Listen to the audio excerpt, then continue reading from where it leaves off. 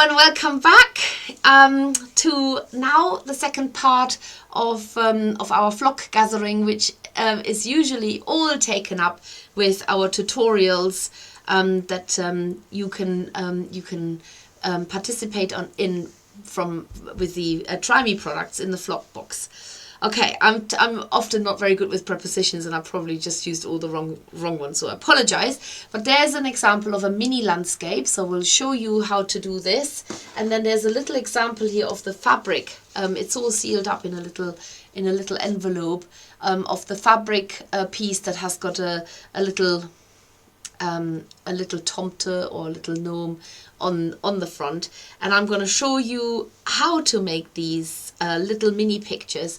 And why would you want to make a mini picture? Well, I think that they look absolutely amazing in tiny little frames, especially if you've got a collection, or you can put them onto a greeting card, and then it doubles up as a gift as well if somebody wants to take it off, or they keep it as a little decoration. So I'm going to launch straight into this by going to the overhead camera, and I hope that it hasn't moved because it's a little bit wobbly. So let's have a look.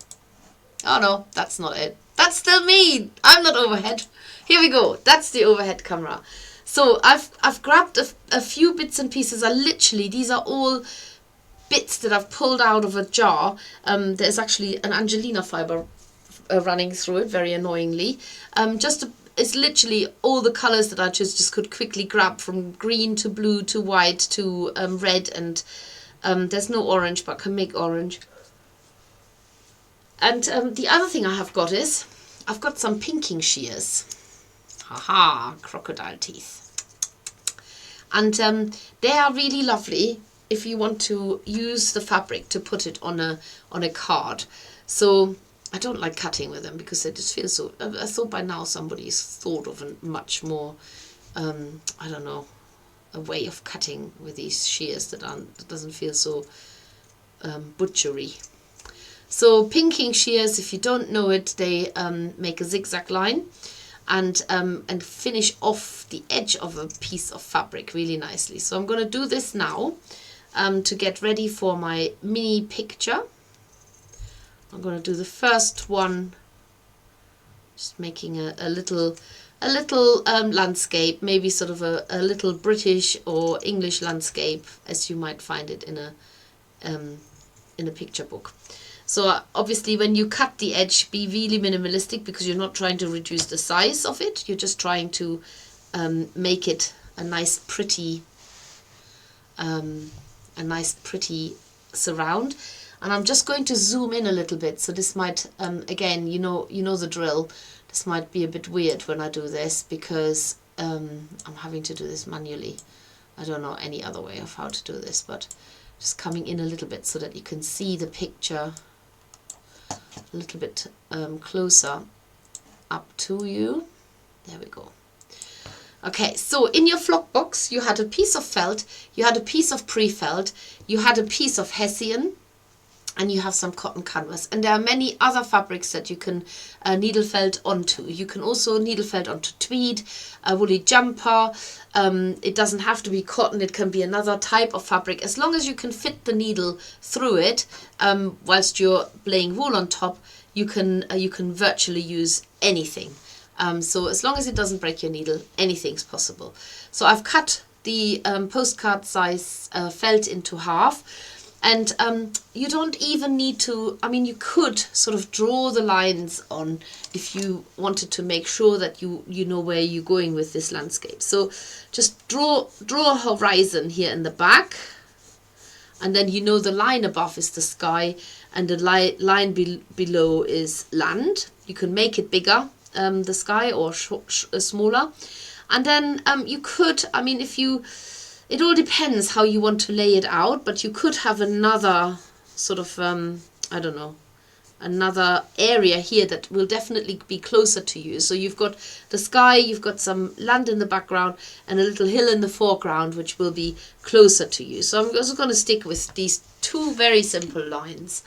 Now, to make the sky, you need a little bit of blue and a little bit of white, potentially. Maybe you've got a particular blue you want to use.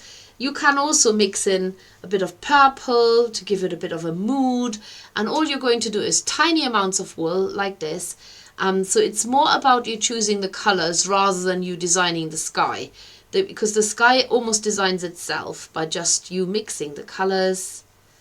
And then notice what I'm doing is I'm laying them on as if I'm painting them with a brush. So I'm laying them down onto the picture. Now, because it's such a small area, I might as well put them all on now. And I'm going to take my felting needle. Sometimes you need to use a medium, sometimes you get away with a coarse. Whichever, try it out, whatever fits in. It all depends on what you're, obviously, how much wool you're stubbing down, and also what the actual fabric is. So try it. Now, when you're stabbing straight through your felt sheet, you have to remember to lift it off the mat, because you're in effect stabbing the fibers through the 2D felt sheet here, and they're coming out the other end, and that's exactly what needs to happen. So if you feel like you want to add more color into it, then just add it in. If you think it's enough, then just leave it be. I've got a little bit of a very bright pink here, and I'm going to just add that into the sky. Just tone it down a little bit with a bit of white, so it's not quite such a strong color. You can also make a nice pink by, this is more of a purple, but if you wanted to, you could make a pink by mixing red and white, because that makes a pink. Might just have to try it out. So even if you've only got a handful of colors, there will be so many possibilities of what you can mix with those, because you can mix 2 colors or 3 colors. You can make them dark, light. There's an infinite way of how you can mix the colors to whatever you want it to be. So I'm making this a really light pink now. So I've just added a bit more white into the mix, because the red was quite strong still. And then when you've got that, you can just put that into the background like this. If you want to add that to the sky, just have a little play. It doesn't matter, don't worry about it, because the landscape the picture will just do what it wants to do, with or without your help anyway. Now, with the small pictures, because they are quite small, we don't actually need to worry too much about using a multi-tool. But if you do want to use a multi-tool, then I would definitely use the clover, the 5 needle clover tool, because it works on the earth-friendly felting mat, and it works on the eco wool mat as well. So as a little tip, anything that's sort of further away often appears darker unless the sun's shining on it. So if you have if you want to sort of put a strong line into the background like I did here, then you can use just plain brown, or you can mix it with a little bit of green, depending on what the background line is that is there. Sometimes it can be light. If the sun's shining on it, it could be that the background is actually lighter, but we're just going to make it darker, because that adds depth into the picture straight away. So we're putting a line into the background, and it doesn't have to be straight, it can be slightly undulated. So that's like the far away hill in the picture. Felt that down, and then you can start working your way forward with whatever color. It can still be brown, because it could be like a barren land, or like rocks, or the side of a hill. So again, just lay the wool out in a thin fashion, felt it down, and then just have a look at it. Sometimes it helps to look at it through your camera, because you get a different perspective. Sometimes you look at it and you can't see what you've just done. It looks like literally just lines and patches.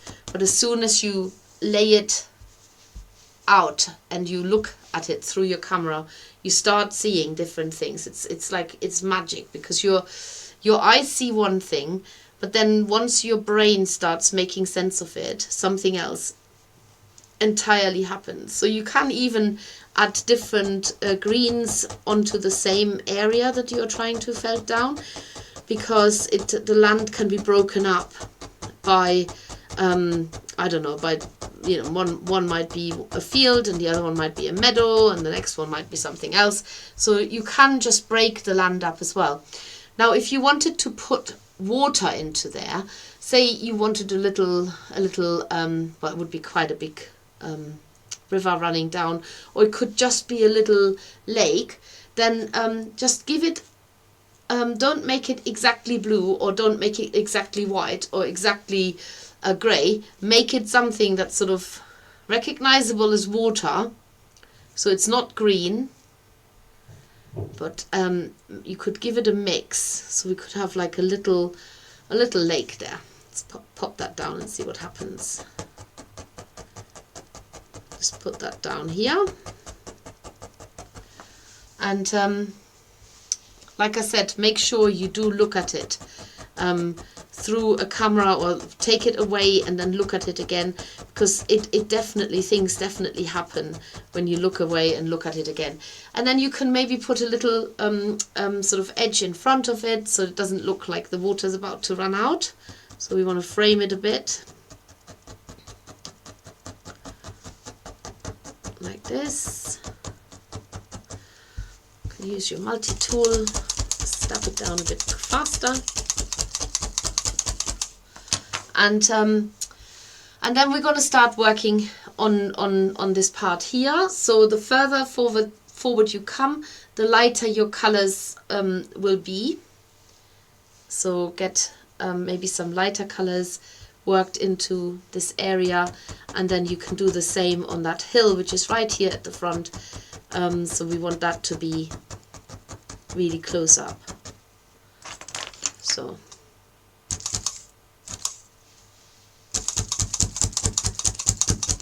if you've made the edge really neat, then maybe try and stay inside. If you have if you don't have a particular edge, then I would just keep it rugged, because it looks quite nice sometimes to put it on a picture frame, and the wool spills out. I quite like that. So the front, I'm going to make it like a nice juicy green meadow here at the front. I'm going to put some sheep on it as well. So just pop that in here, make sort of a, if you make a strict line between the different hills and areas, it definitely breaks it up and adds depth into the picture. So try and have a separation between the layers of the land, if you like. So a little bit more of that. So I'm literally I'm pulling the wool randomly. I'm not planning this in any way or form. I'm literally just pulling the wool, mixing it a little bit, because mixing wool is really good. It adds the texture into the land that you don't then need to add into it, because it does it automatically. And the variegated wool, suddenly it might surprise you with what it can come up with.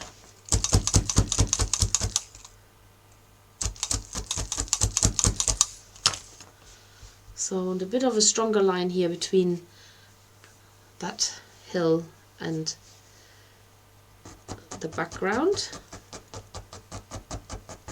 I'm making that a bit clearer here.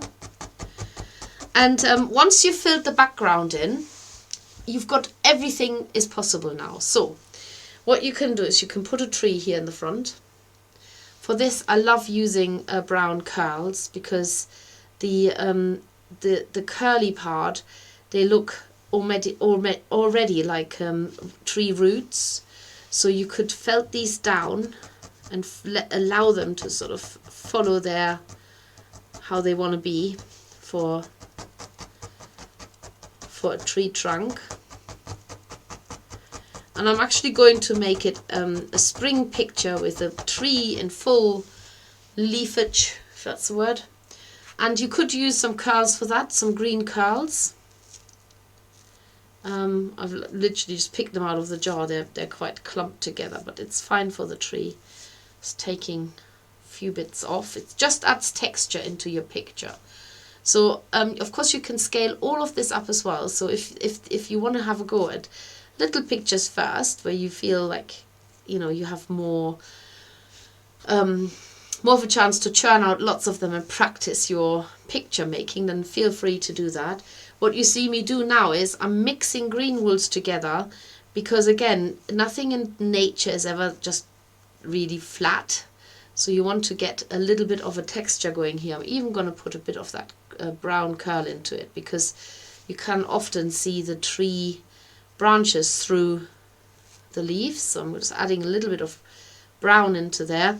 I was going to pop this on top of my tree like this, and now I'm going to felt it around the edges mainly. So I'm actually using the 3Dness of the tree to be of the wool to become the 3Dness of my actual tree.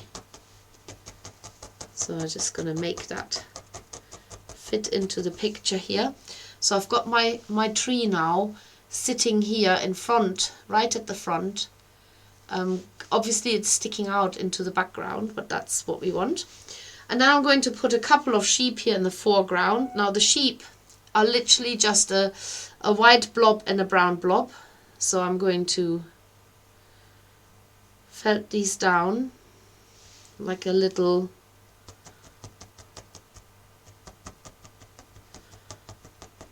white ball here. And then it all depends where you put their heads, whether they are looking at you or whether they're not looking at you. So if you're putting a little bit of a black triangular shape into, it's hard to pre-shape this, but if you're felting this down very gently, if you're putting this down so that it's in the middle of that white blob, the sheep will look like it's looking at you, like it's lying down and looking at you. There's one sheep, okay. And then also, because you might want to put sheep in the background, which you can do too, but you need to keep them tiny because they're further away. So these are sort of the rules that you might learn if you're painting a picture. You have to get that depth. You need to have shapes in the background smaller than in the foreground. It's pretty common sense and knowledge, but it's good to remind ourselves of it. So I'm just making white little shapes there at the moment. I'm going to put a little bit of black onto them, just so that our brains suddenly think, it's sheep, because that we can trick our brains so easily. So just a tiny bit of black is enough to make us recognize them as sheep. And it doesn't have to be in the middle of the white. It can be to one side, so it looks like a head on the side, like they're looking to the side. And it works so well to just add these tiny little details, but they're not really details. They're just small, but they're not really they don't really have any shape. It's just that our brains are easily tricked into recognizing something that it's seen before. I've seen before a white and a white blob with a brown, and I've seen this before, and therefore I know it's sheep. That's what it's simple to trick our brains. So we can put another sheep here in the foreground. Maybe it can go here. We can make it stand up with its head facing to the side. So you just need a little bit of a detail here. And you can, of course, if you can manage, you can give it legs if you want. Give it little brown legs, black legs even. You can see how little wool you're using for this.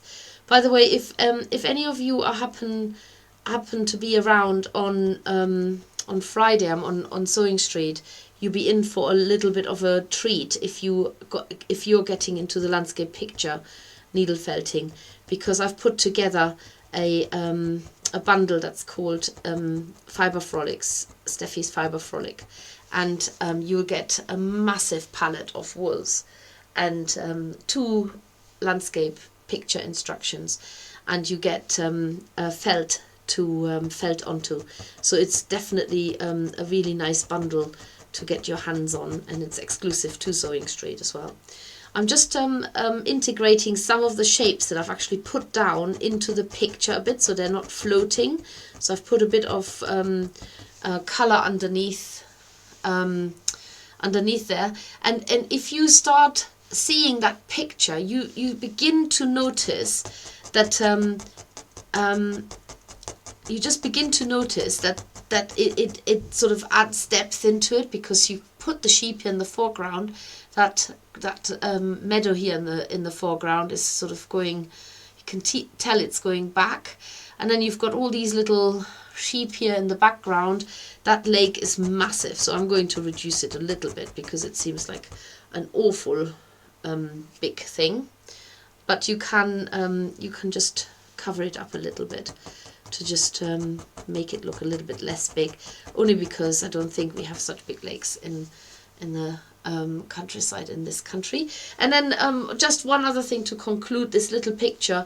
Remember when you used to draw birds in the sky when you were about 3 or 4 years old, and you just made a little, like a tick shape? Well, this is all you need to do here. So you just felt a little V shape into the sky, and that is a bird. Nothing else is required. So a little bird here in the sky. If you want to colour in the sky a little bit more, if you want to add some yellow into it, you can do that too. If you want to put some, say you want to put some flowers into the field, but it's not that clear what they actually are, so you could just add a little bit of yellow maybe into it. I'm actually going to take a bit of this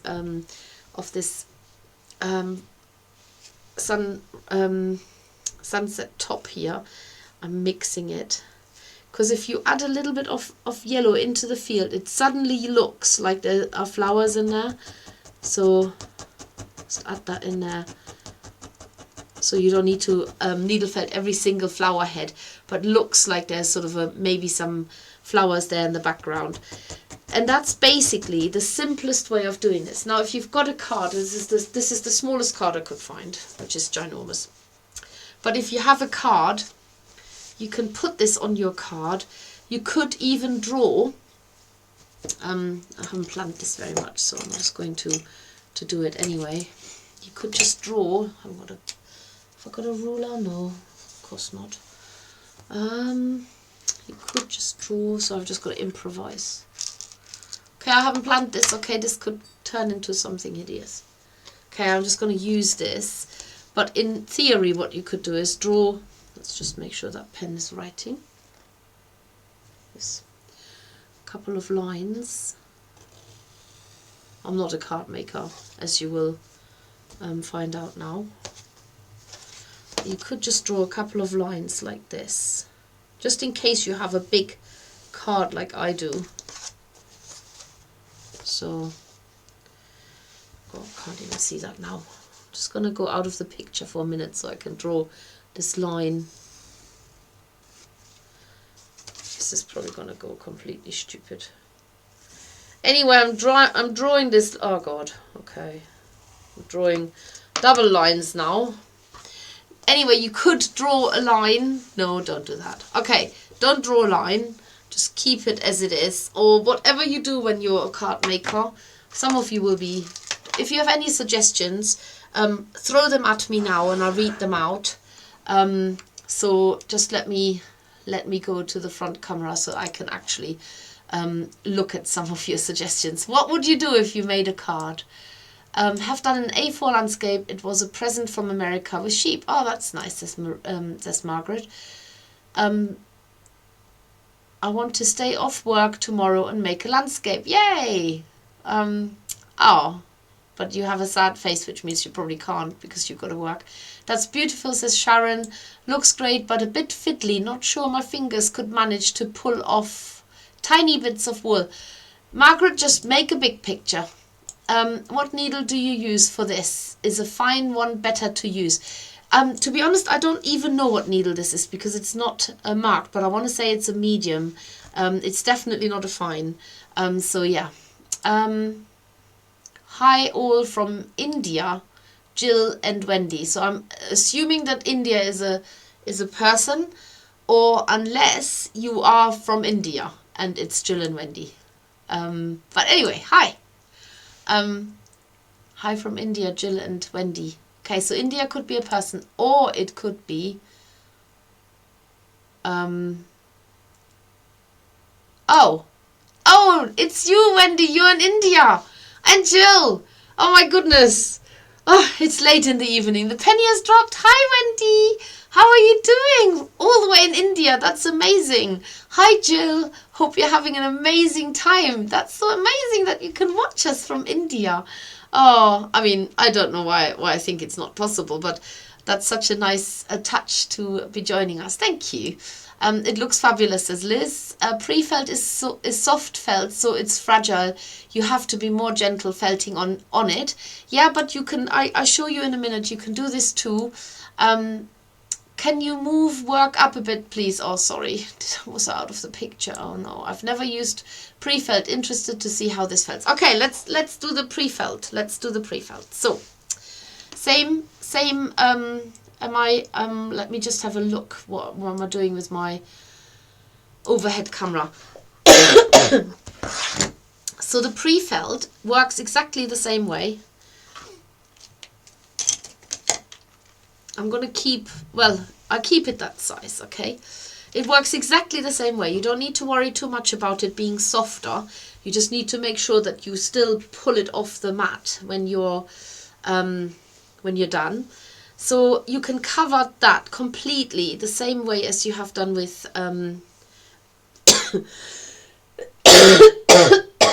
with the felt. Sorry, this is my cough now.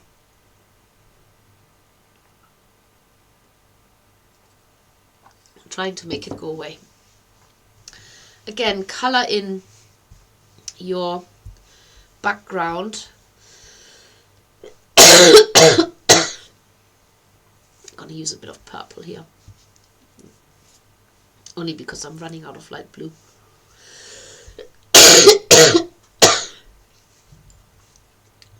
Oh, there's a bit more. Felt it down. I think it has the opportunity to make a softer looking picture, but the pre-felt works just as well.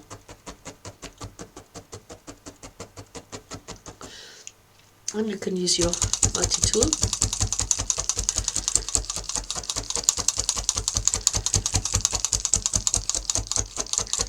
I'm going to stick with a similar landscape just so that you can see that it does work just as well. When you tease it off your mat, make sure you are gently pulling it off. You can be a little bit more robust with the viscose and wool felt.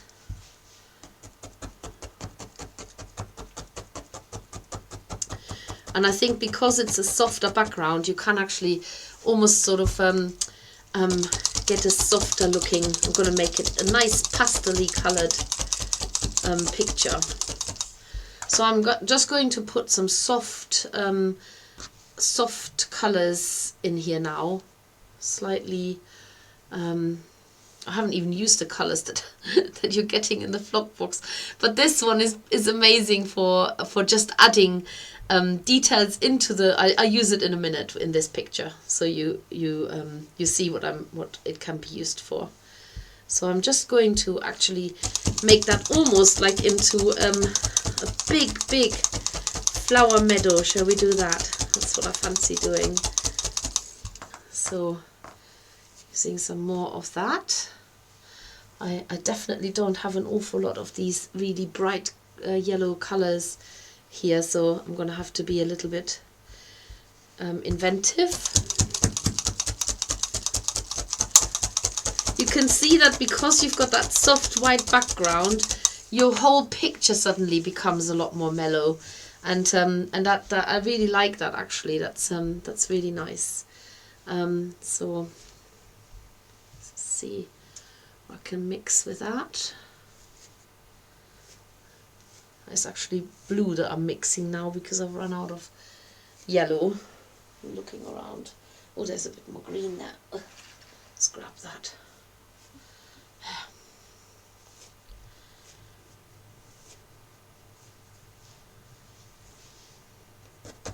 So you can just put it into place and then felt it down with your multi-tool later. But you could literally just make that into a soft flower meadow, which is what I'm going to do now. I'll just get it off, just add a little bit more wool into it, just fill the gaps.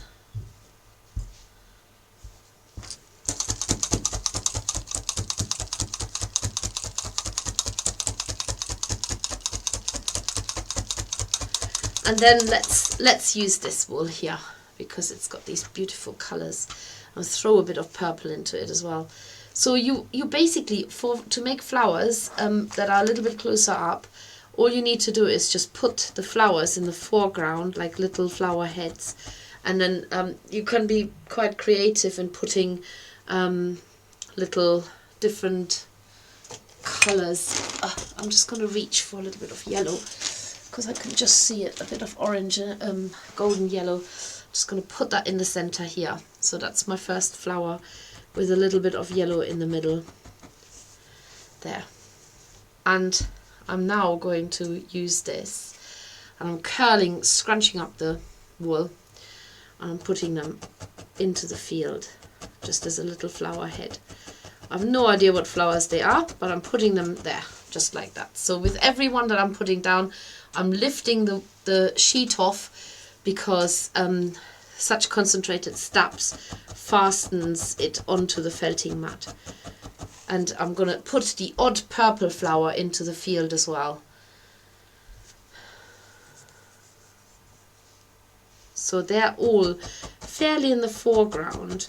So if you put all these flowers in the foreground, you will have to also give them something that they're attached to, as in a stalk. So you can just felt a little line coming down from the heads. You can put more flowers in front of it. Maybe put. It's quite a lot of work getting flowers felted down. But I'll show you in a minute what I'm trying to do. So have a one here and another one here, and then we're putting another flower right here at the front.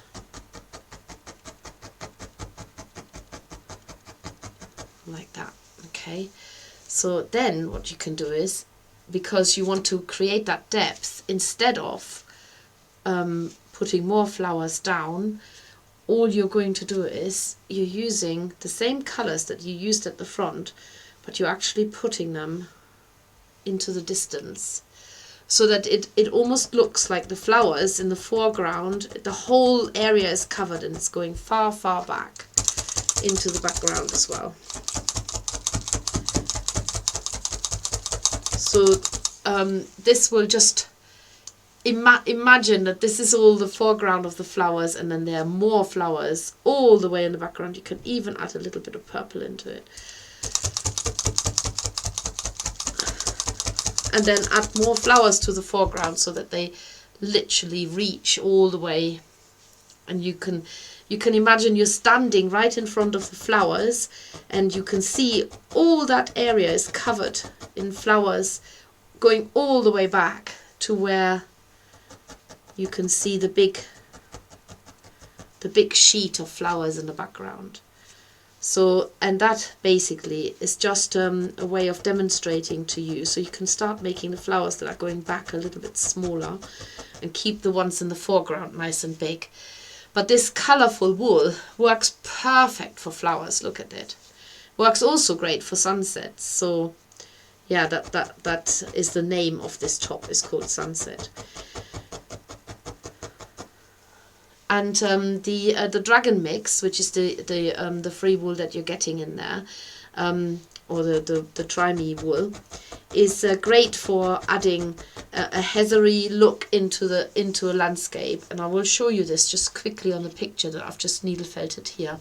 So if you add a little bit of this color, and you never know what you may find when you open it up, what color pops out. But it is a really lovely colour when you put that in the background.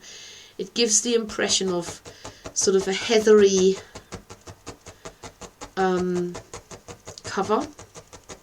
So you can add that into your picture as well. Very different pictures, but really easy to make. It just takes a little bit of determination to get all the flowers done. But I'm literally just scrunching up these lovely colours, and they're, because it's multicolored, I'm letting them completely be what they want to be. And I'm going to throw the odd little purple flower in there, and then all I need to make sure is that they have a stalk. They are sitting, they're not just floating. But obviously the more flowers you put in there, the less you will have to do that, because you're putting flowers in front. But still, just even if it's just a hint, just so that we know that they're not hanging in space. And just keep doing this, and even if they're overlapping in time, because you're adding so many, start making them a bit smaller going back. And then fill the whole foreground with these flowers, and it will look as if you've got this whole lovely flower meadow, and it reaches all the way to the back. And again, you can put your sheep in here. Sheep are always great. Everybody loves a nice sheep.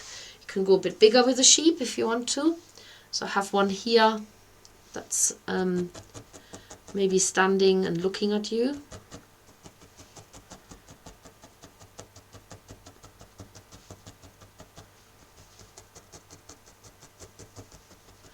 Notice that I'm going around the edges because I'm keep maintaining a bit of the 3D of that white wool that I'm putting down, and then have the black head. If you can manage to shape it into a bit of a triangle, that definitely helps. So if it's because then it's like the two ears sticking out on the left and the right, and then you've got sort of the head, the snout coming down like that, and then you can give it legs. This is a very unshorn woolly sheep. Give it a couple of legs, and remember that sometimes you can only see 3 legs because the others are hidden behind the ones that are in the front. So don't worry too much if it looks like it's only got 2 sheep. The others, 2 legs. The others are there, they're just not visible. Let's give it one more here.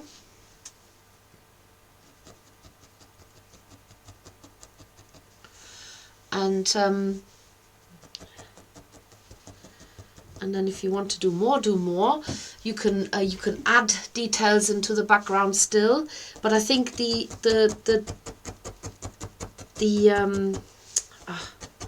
prefelt lends itself really well for picture needle felting. It gives it quite a soft impression. So I think if you want to make a softer picture with a bit of a mellow look, and allowing the wool to be a little bit more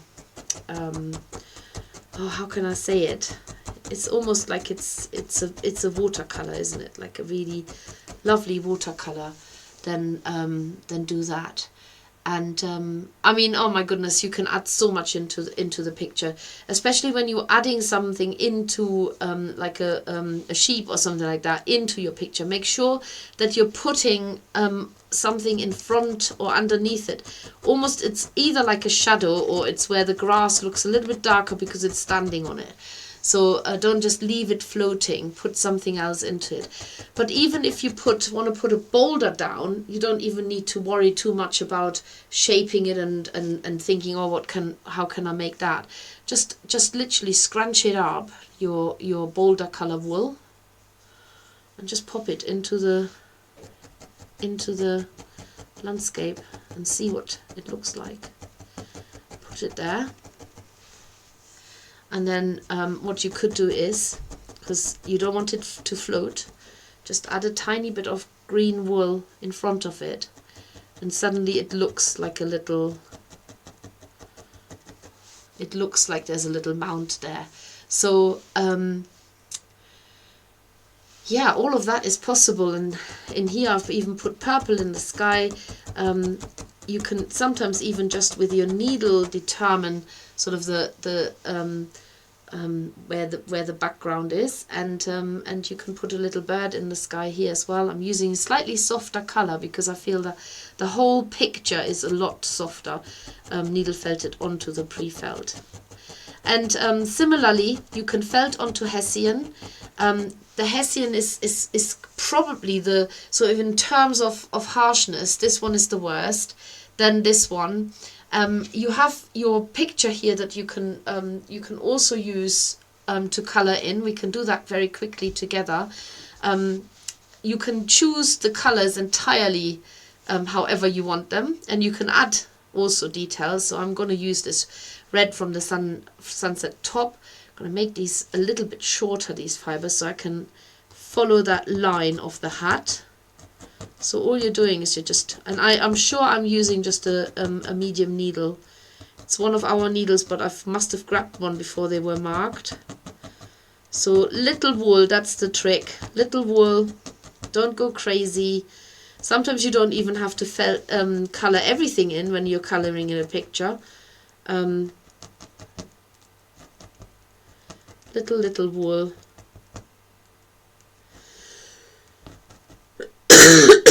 And that way you can also color in your jumpers. If you need to cover up something, you can embellish your clothes, you can felt onto denim, you can make something out of recycle some of your old clothes. There is no end to it. People love needle felting onto tweed. Allowing the tweed still to show whilst you're adding a picture onto it, and have the tweed pattern still on the outside. Sometimes that it looks really nice if you're putting sort of something onto there that's maybe a deer or a stag or a hare or something that you would find in a Scottish wood, Scottish forest. There's the hat of the gnome. It looks absolutely amazing if you add a bit of splash of color in there. And then for the beard, you could just use, depending what you want to do. I mean, if you want to give him a white beard, then do that. But you could also just use the natural curls. Remember, with curls, we often have to cut them rather than pull them, because you pull all the frizz out. It doesn't matter that this gnome has got white curls. I can give him brown curls. Don't have to stick to what this is. The color underneath it is just almost like a template underneath it. It doesn't have to be followed like that.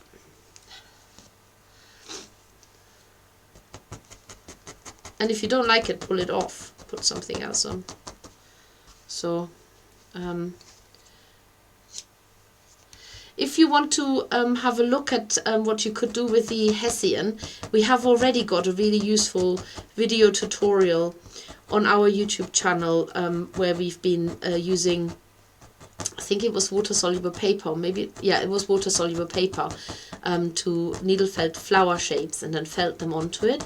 But you could also use cookie cutters. They're probably quite good for the hessian because it's a nice solid surface. I haven't even coloured in the little nose of the gnome, and I don't feel I even need to. But then you can give him these great big boots, and let's do these in black.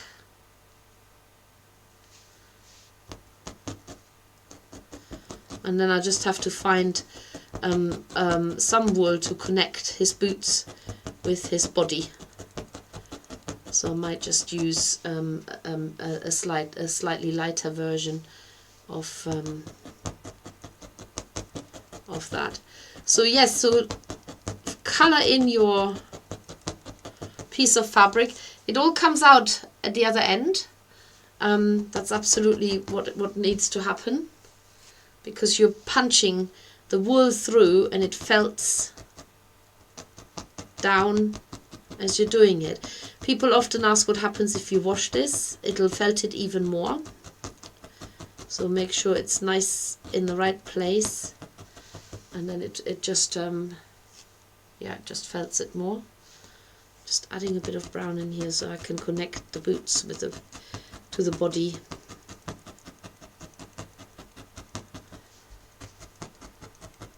There we are. And then I'll repeat that on the other side. I think when you're felting into a piece of fabric like this, you actually use quite a lot of wool, more than you think.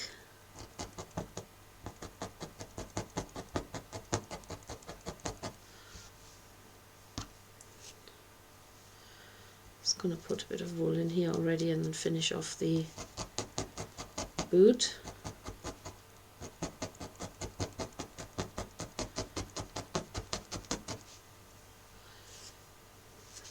So if you don't like the dark curly beard, you can take it off still, even now, and put something else in it. Take it off. I'm going to use white now, just because there's too much brown going on. And I haven't got any white curls here with me right now, so I'm just going to use a bit of white wool.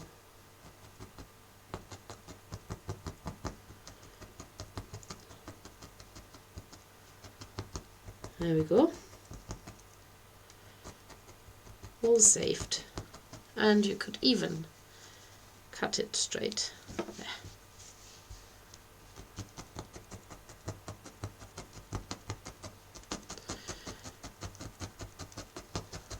There we go. So there's the little gnome.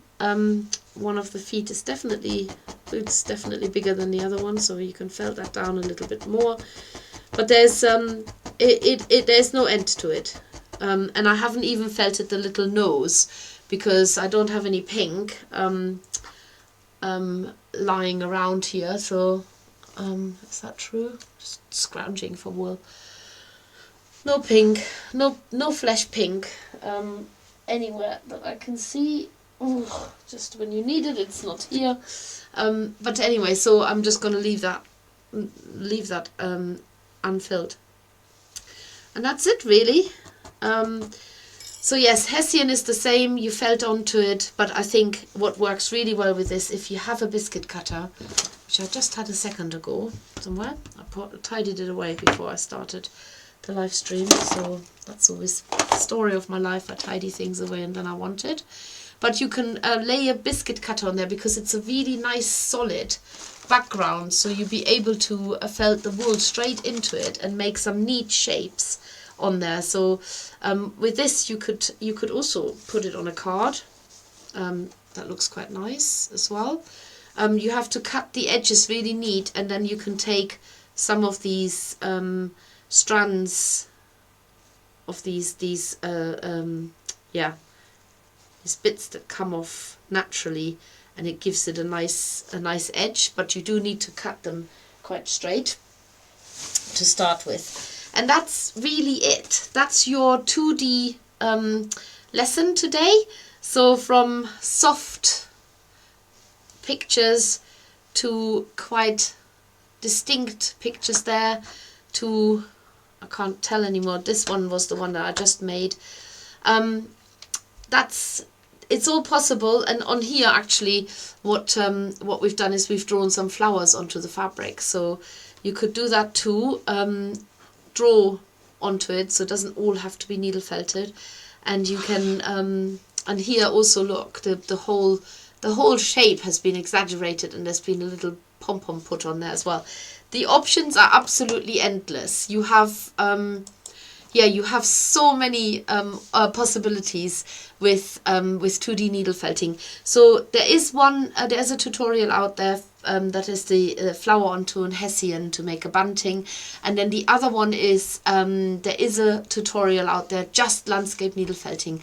And as I said, when you if you have a time on Friday morning, I'm back on Sewing Street, and we have got a very special bundle on offer, which might just be what you want to get you started in 2D needle felting, more than what the flock box has helped you do. Right, Dawn says love them all. Thank you, Dawn. Thank you. Great watching you. Thank you, Margaret. They're all so lovely, says Nikki. Thank you.